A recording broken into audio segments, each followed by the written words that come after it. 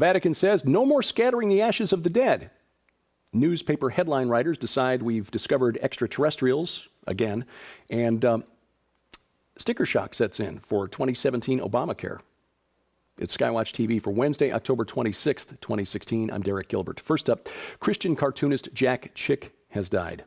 His tracts preached fundamental Christianity and attracted a lot of criticism for his attacks on evolution, homosexuality, and secular society. Chick passed in his sleep Sunday evening. During his long career, Chick tracts managed to offend quite a few groups: Catholics, Jews, Mormons, Jehovah's Witnesses, Muslims, Freemasons. But it's likely that many people who would not otherwise have heard the gospel were reached by Chick's direct and unique style.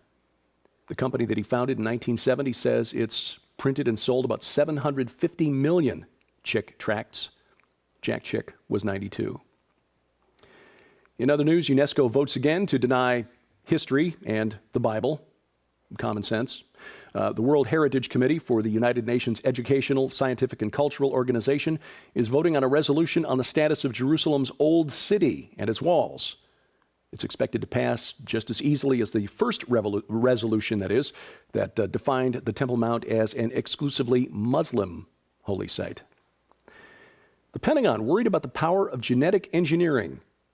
The power to destroy the world, in other words. DARPA, the Defense Advanced Research Projects Agency, working on a tool for gene editing to allow scientists to undo mistakes, sort of a genetic control Z, if you will.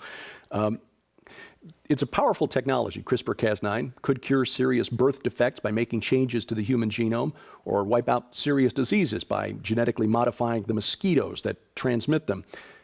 But traditional biosafety procedures that keep dangerous pathogens in a lab are useless against this type of technology because the genetic changes are supposed to be released out into the wild. So that's one of the issues that we talk about with Lieutenant Colonel Bob McGinnis, his new book, Future War, which looks at how technology is changing not only the military, but changing what it means to be human. The Obama administration has confirmed that Obamacare premiums are going up big time in 2017. The average increase for a mid-level plan going up by 25%. Arizona getting hit the hardest, their plans going up as much as 116%. And about 20% of the country now down to just one insurance company from which to choose. Big insurance companies such as United Health, Humana, and Aetna have pulled out of many states because they're just losing money. Major news networks reported on this week, and news analysts for the liberal networks seem shocked. They tend to believe that having government fingers in all your pies is actually a good thing. 2017 shaping up to be the most difficult sign-up period for Obamacare since it was launched in 2013. President Obama wants the Pentagon to hurry up with its review of the California National Guard situation. Those are the soldiers who've been ordered to repay enlistment bonuses they were given 10 years ago. I told you about this yesterday, about 6,500 soldiers on the hook for millions of dollars that they weren't supposed to get. Well, they're being threatened by the Pentagon with tax liens, fines, and wage garnishment if they don't pay them back. White House spokesman Josh Earnest says the president is reviewing the situation but not ready to stop the paybacks just yet. And the White House is fighting back after a judge blocked the Education Department's transgender bathroom order. We told you about that earlier this summer. Last Tuesday, a U.S. District Court judge, Reed O'Connor, rejected a request by the Justice Department to limit his injunction against enforcement of the Education Department's redefinition of Title IX that requires school districts to allow opposite-sex use of showers, locker rooms, and bathrooms, toilet facilities. The Department of Education has filed notice that it will appeal Judge O'Connor's ruling to the Fifth Circuit Court of Appeals.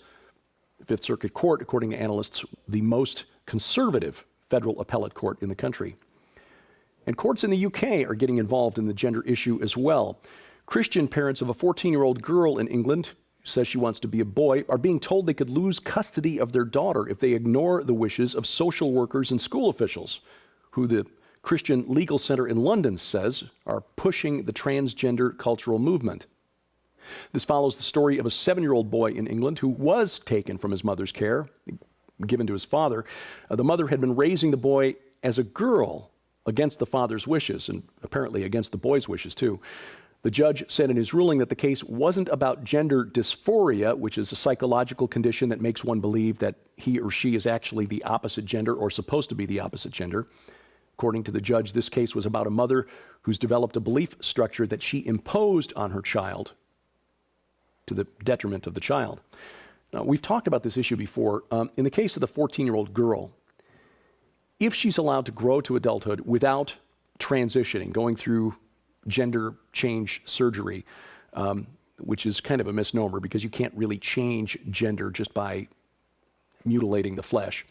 But if she's allowed to grow up without this surgery, there is a 4 in 5 chance that she will grow out of this phase. Doesn't necessarily mean she'll be happy.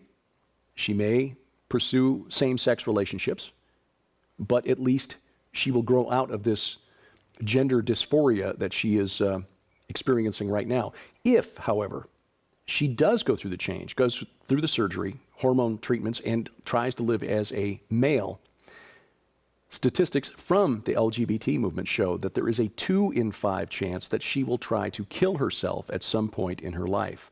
That is why I raise this issue, not to bash people who need help, but to just remind you that when you're hearing these words of concern from activists in this movement, the one thing they're not telling you is that the people who believe they're the wrong gender are profoundly unhappy, and that the surgery and that the hormones do not address that underlying issue.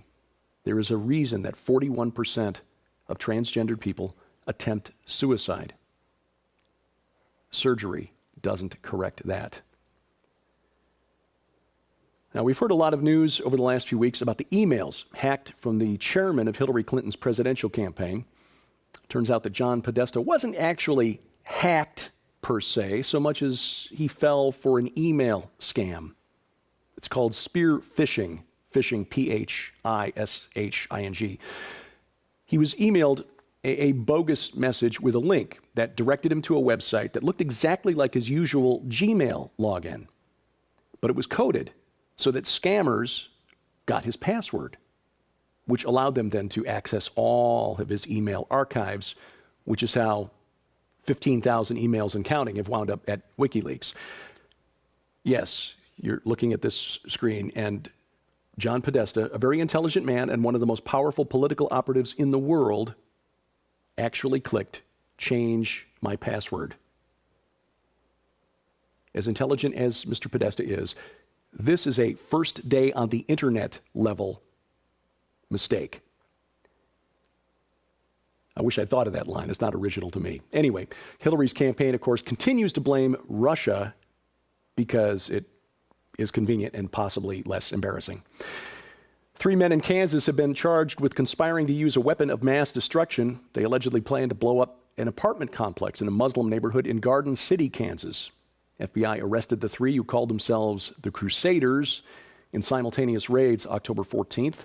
The plan was to bomb the complex, which is home to about 120 Muslim refugees from Somalia, the day after the election, November 9th, to inspire militia groups around the country to rise up in arms against the federal government and to provoke a religious war between Christians and Muslims. The Vatican has issued new guidelines for Roman Catholics who want to be cremated. The new rules say that the ashes cannot be scattered or kept at home, but must be stored in a sacred, church-approved space. For most of its history, the Roman Catholic Church didn't allow believers to be cremated because they believed that it showed lack of faith in a physical resurrection, which is scriptural. Paul writes about this quite a bit. That changed in 1963 after the Vatican II reforms, which is why some traditionalists called sedevacantists believe, one of the many reasons why they believe that the current pope is not legitimate, that there hasn't been a legitimate pope since Vatican II. But after Vatican II, Catholics were allowed to be cremated as long as it's not done to show a disbelief in resurrection. And once again, headline writers have jumped out ahead of the science to declare that we have probably found extraterrestrial life. They're usually the ones who get most excited by the cautious announcements made by scientists. In this case, it's a new study that reports 234 stars that appear to be pulsing at regular intervals. Now, immediately, the mainstream press jumped on this and took it to mean aliens trying to signal us. Scientists, not so much. The pulses aren't in any kind of a code. They just match a pattern that one of the scientists involved in the new study had suggested in a previous paper published about 4 years ago might be a way to use lasers to signal faraway civilizations across the galaxy. But he called the idea then highly speculative. So the new study, out of 2.5 million stars surveyed, found 234 pulsing at regular intervals. They can't explain why, but suggested that maybe it fits the pattern, the highly speculative pattern, of one of the scientists from 4 years ago. It's kind of circular logic when you think about it.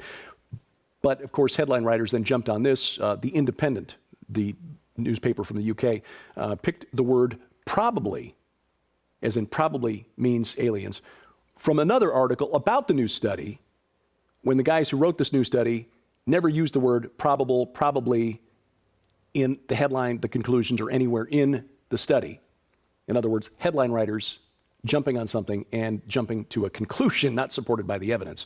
Now, a group founded by Mark Zuckerberg, the CEO of Facebook, and physicist Stephen Hawking, called Breakthrough Listen, is going to survey these 234 stars to see if they can find anything unusual, if they can detect a pattern, so that indicates design or intelligence. But they don't seem very excited about the odds. They rated this new study gave it a rating of 0 to 1 on the Rio scale. The Rio scale is used by SETI researchers, that's Search for Extraterrestrial Intelligence, to indicate the probability of something indicating alien life. And a rating of 0 to 1 means insignificant. So, insignificant according to the scientists, probable alien life according to headline writers.